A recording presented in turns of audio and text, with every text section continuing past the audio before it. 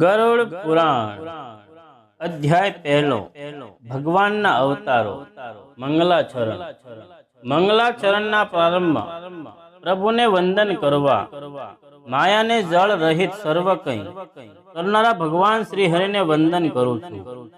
શ્રી હરિ કે જે અજન્મ અજર જરા વૃદ્ધાવસ્થા રહિત निर्मल अनंत ज्ञान रूप शिव कल्याण रूप आदि रहित पंच महाभूतना देहादि रहित समस्त मायावी इंद्रियों रहित सर्वभूत प्राणी ने पदार्थ में रहेला तमाम पापादि मल वगैरह थी रहित माया थी अल्पित अने सर्वव्याप्त भगवान श्री हरि ने परम पिता ब्रह्मा ने शंकर भगवान ने गणों अधिपति श्री गणेश ने अने देवी माता सरस्वती जी तथा सर्व देवों ने शुद्ध हृदय थी हूँ मन वचन कर्म वड़े सदा सर्वदा नमस्कार वंदन करूँ छूं।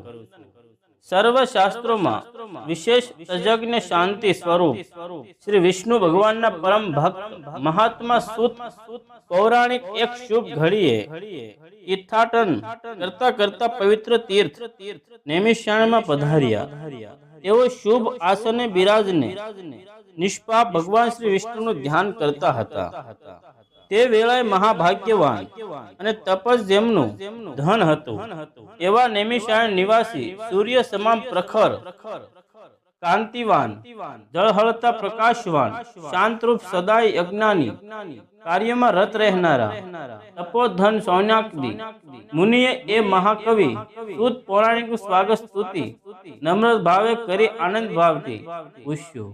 शौनकादी बोल्या, हे महात्मा सूतजी तमे तो सर्वज्ञ छो, एथी अमे तमारी पासे कईक ज्ञान प्राप्त करवा ઈચ્છીએ છીએ। તમે કહો કે સર્વ દેવોમાં ક્યાં દેવતા સાચા ખરેખર ઈશ્વર છે, તેમનામાંથી ક્યાં દેવતા સૌને સ્વામીને વિશેષ પૂજનીય યોગ્ય છે, ક્યાં ઈશ્વરનું નિરંતર ધ્યાન ધરવું ઘટે।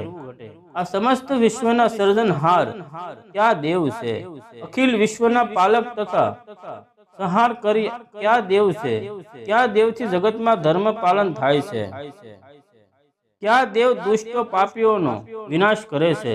जय श्री कृष्ण।